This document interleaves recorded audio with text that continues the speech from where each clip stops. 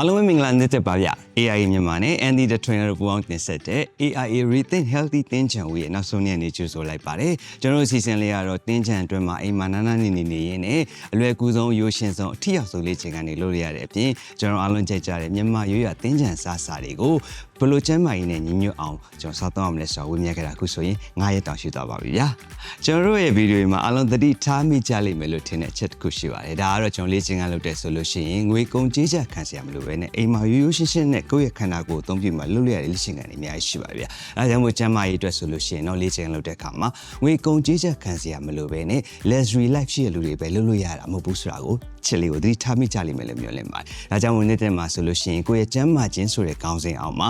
ကျွန်တော်တို့ထင်ထားတဲ့အတွေးတွေယူဆလေးတွေကိုအခုချိန်မှာပြန်လည်သုံးသပ်ပြီးတော့မှအတွေးသစ်တွေနဲ့နေ့တစ်ကိုရှေ့ဆက်ချဖို့အတွက်ဒီနေ့မှာဆိုလို့ရှိရင်ပြောပြချင်ပါတယ်ဗျာဒါဆိုလို့ရှိရင်ကျွန်တော်တင်းချံ9ရက်လုံးမှာကျွန်တော်တို့ခန္ဓာကိုယ်အတွက်ဆိုလို့ရှိရင် mobility ကောင်းမှုအတွက်လည်းလုပ်ပေးပြီးအဆုံးနဲ့လုံးနဲ့ခန္ဓာရှိဖို့ဆိုလည်း cardio လေ့ကျင့်ခန်းတွေလုပ်ခဲ့ပြီးကြွတ်သားတန်မာဖို့အတွက် strength တွေကျွန်တော်ခန္ဓာကိုယ်ရဲ့ one point နဲ့ကြောဘက်မှာရှိတဲ့ muscle အတွက်လည်းလုပ်ပြီးဆိုတော့ဒီနေ့မှာဆိုလို့ရှိရင်အားလုံးအတွက် relaxation နဲ့ recovery stretching လေးကိုမိတ်ဆက်ပေးခြင်းပါတယ်ပြီးတော့မှကျွန်တော်အားလုံးခုလိုမျိုးတက်မှာဆိုလို့ရှိရင်အသားရည်နဲ့ကိုယ်ရဲ့ညစ်ကြေးတွေကိုဆေးချတယ်လို့ပဲကျွန်တော်ခန္ဓာကိုယ်ထဲမှာရှိတဲ့ free radical တွေကိုမြန်မာရိုးရာအစားအစာတခုတော်တော်လေးအသုံးဝင်ပါတယ်ဗျဒီအတွက်လည်းကျွန်တော်တို့ဒီနေ့ဗီဒီယိုလေးမှာဝမျှပုံမှန်ဖြစ်တာမို့လို့အဆုံးထိကြည့်ရှုပေးဖို့ကျွန်တော်တောင်းဆိုချင်ပါတယ်ဒါဆိုလို့ရှိရင်အားလုံးပဲဒီနေ့ relaxation and recovery training လေးကိုစလိုက်အောင်လားခင်ဗျာ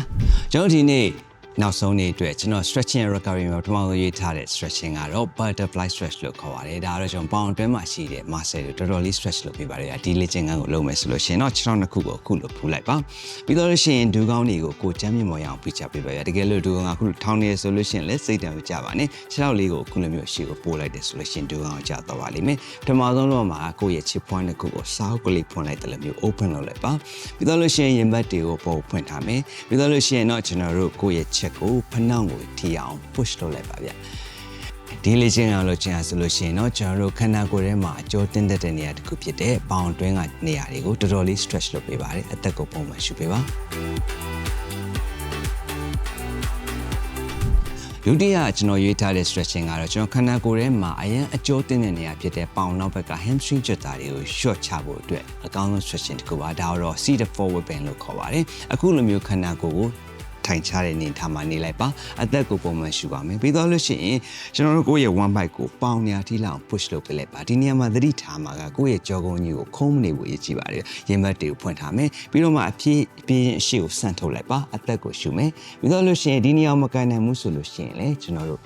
ခုလိုမျိုးခြေထောက်နေရာကိုကင်ထားလိုက်ရပါတယ်အသက်ကိုရှုသွင်းပါမယ်အသက်ကိုမို့ထုတ်ပါမယ်ခုလိုမျိုးညာဘက်ကိုလုပ်ပြီးသွားလို့ရှိရင်တော့ဘယ်ဘက်ကိုပြောင်းပြီးလုပ်ရမှာဖြစ်ပါတယ်ဗျခုနပုံစံနဲ့အတူတူပါပဲ one bite တွေကိုပေါင်ထိ push လုပ်လိုက်မယ်အသက်ကိုရှုသွင်းမယ် slowly reach out and touch your toes နောက်တစ်ခုတော့ကျွန်တော်ခန္ဓာကိုယ်ရဲ့အဓိကထောက်တိုင်ကြီးဖြစ်တဲ့ကျွန်တော်တို့ spine နေရာတွေကိုပိုပြီး stretch လုပ်ရတယ် spinal twist လို့ခေါ်ပါတယ်ဗျအခုလိုမျိုးကျွန်တော်တို့ meditation ပုံစံမှာနေလိုက်ပါကိုယ့်ရဲ့ညာဘက်လက်ကဘယ်ဘက်ဒူးကောင်းလေးကန်လိုက်မယ်ဘယ်ဘက်လက်ကိုခန္ဓာကိုယ်ရဲ့အနောက်ဘက်ကိုပို့ပြီးတော့အသက်ကိုရှုသွင်းပြီးတာနဲ့ခန္ဓာကိုယ်ဖြည်းဖြည်းချင်းလှည့်ပြီးတော့မှအနောက်ဘက်ကိုကြည့်ပေးပါအသက်ကိုရှုပါမယ် exhale breathe in exhale အသက်ရှူတာကိုလေ့ကျင့်ပြီးသွားပြီဆိုလို့ရှိရင်တော့နောက်ထပ်တစ်ဖက်ကိုရှူလို့ရပါပြီခုနလိုမျိုးပဲဘယ်ဘက်လက်ကညာဘက်ဒူးကောင်းလေးကိုကန်လိုက်မယ်ဘယ်ဘက်လက်ကခန္ဓာကိုယ်နောက်ဘက်ကိုထားပြီးတော့မှလူကိုလုံးဝ twist လုပ်လိုက်ပါအသက်ကိုပုံမှန်ရှူပါမယ်ခင်ဗျာနောက်တဲ့ stretching တခုကတော့ကျွန်တော် yoga stretching မှာလွယ်ကူပြီးတော့မှကျွန်တော်ရမ်းကြိုက်တဲ့ stretching တခုကဒါတော့ cat cow stretching လို့ခေါ်ရတယ်အခုလိုမျိုးဒူးကောင်းနဲ့ကျွန်တော်လက်တွေမှာ on the floor မှာနေရာယူပေးပါပြီးတော့လို့ရှိရင်ကျွန်တော်တို့ရဲ့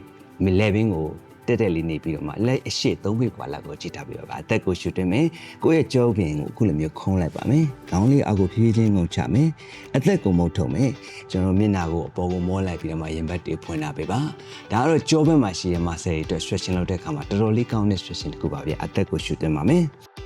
inhale exhale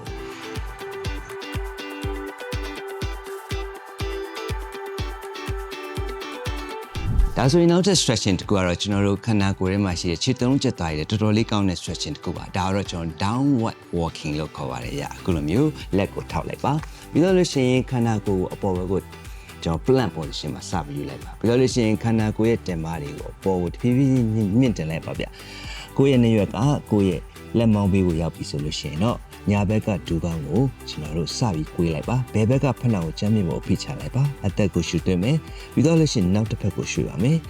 ဒါတော့ကျွန်တော်ခြေသလုံးကြွက်သားတင်းနေလူတွေအတွက်တော်တော်လေးကောင်းတဲ့လေ့ကျင့်ခန်းဖြစ်ပါတယ်ကျွန်တော်ညဘက်တွေမှာဆိုလို့ရှိရင်တွတ်တက်တဲ့လူတွေဆိုလို့ရှိရင်တော့ညဘက်အိယာဝင်ကနေမှဒီလေ့ကျင့်ခန်းကိုလုပ်လို့ရပါတယ်ဒါကတော့ down dog walking လို့ခေါ်ပါတယ်ဗျနောက်ဆုံး stretching ကတော့ကျွန်တော်တင်မညာကြွက်သားတွေအတွက် seated glute stretch လို့ခေါ်ပါတယ်ဗျဒီလိုလုပ်မယ်ဆိုလို့ရှိရင်တော့ကျမ်းမြင့်ပေါ်ကိုအခုလိုမျိုးလဲလိုက်ပါပြီးတော့လို့ရှိရင်ကိုယ့်ရဲ့ညာဘက်ဒူကောင်းကိုကျွန်တော်ရင်ဘတ်တီကိုဆွဲသွင်းပြီးတော့မှကိုယ့်ရဲ့ဘယ်ဘက်ခြေထောက်ပေါ်မှာ lock လုပ်လိုက်ပါပြီးတော့လို့ရှိရင်တော့ဒူကောင်းလေးကိုမြောက်တင်ပြီးတော့မှကိုယ့်ရဲ့လက်ကိုဒီပေါင်နေရာမှာ stretch လုပ်ပြီးတော့မှဒူကောင်းကိုကိုယ့်ရဲ့ရင်ဘတ်တီကိုဆွဲသွင်းလိုက်ပါဗျဒီချိန်မှာဆိုလို့ရှိရင်တော့ကိုယ့်ရဲ့ခန္ဓာကိုယ်ရဲ့တင်မညာ stretch တော်တော်လေးရပါတယ်အခုလိုမျိုးညာဘက်မှာအသက်ကိုရှူသွင်းနိုင်တဲ့မုတ်တော်တာကို9ချိန်တိတိနေပြီးပြီဆိုလို့ရှိရင်တော့ဘယ်ဘက်ကိုရှူလို့ရပါတယ်ဗျာအသက်ကိုရှူသွင်းမှာ and exhale ဒါတော့တင်ပါနေရာအတွက်အကောင်းဆုံး stretch တစ်ခုပါခင်ဗျ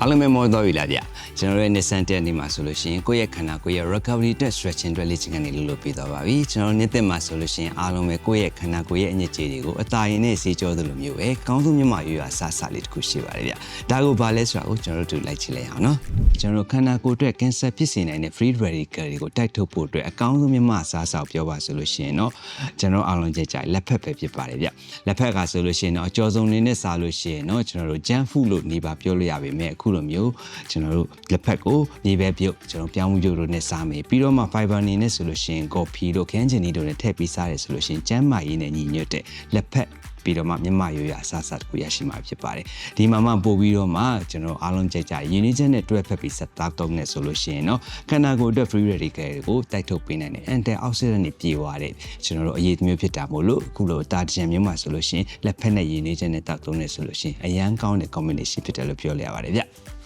AIA မြန်မာနဲ့ Andy the Trainer တို့ပူးပေါင်းတင်ဆက်တဲ့ AIA Rethink Healthy တင်းချံဝေးရဲ့အစီအစဉ်လေးအားလုံးပဲကြိုက်နေတဲ့ကြားလိမ့်မယ်လို့မျှော်လင့်ပါတယ်ဗျာကျွန်တော်တို့အစီအစဉ်လေးကဗီဒီယိုလေးကလေ့ကျင့်ခန်းတွေကိုလည်း Day 1ကနေ Day 5 ထိဆက်တိုက်လုပ်လို့လည်းရပါတယ်ဒီမှာမှကျွန်တော်တို့နှစ်သက်မှာဆိုလို့ရှိရင်ကျန်းမာခြင်းဆိုတဲ့ခေါင်းစဉ်အောင်မှာကိုတွေးထားတဲ့အယူဆတွေအတွေးတွေကျွန်တော်တို့လက်ခံထားတဲ့ဟာတွေကိုနှစ်သက်မှာဆိုလို့ရှိရင်အတွေးသည့်အမြင်တွေရရှိဖို့အတွက် Rethink Healthy ဆိုတဲ့ topic လေးကနေပြီးတော့မှဝင်များခဲ့တာလေကိုအတွက်အများကြီးကြိုးရှိလိမ့်မယ်လို့မျှော်လင့်ပါတယ် AIA မြန်မာနဲ့တူတူကျန်းမာသက်ရှိပြီးတော့မှပုံပြီးကောင်းမွန်တဲ့ဘဝတွေကိုရှောင်လန်းနိုင်ကြတဲ့နေရာမှာဆိုလို့ရှိရင်လည်းအထောက်အကူတွေအများကြီးရလိမ့်မယ်လို့မျှော်လင့်ပါတယ်ဗျ။အားကြောင့်ဝင်နေတဲ့မှာဆိုလို့ရှိရင်အားလုံးပဲစိတ်ချမ်းသာခြင်းကိုယ်ကျန်းမာခြင်းနဲ့ပြည့်စုံပြီးတော့မှ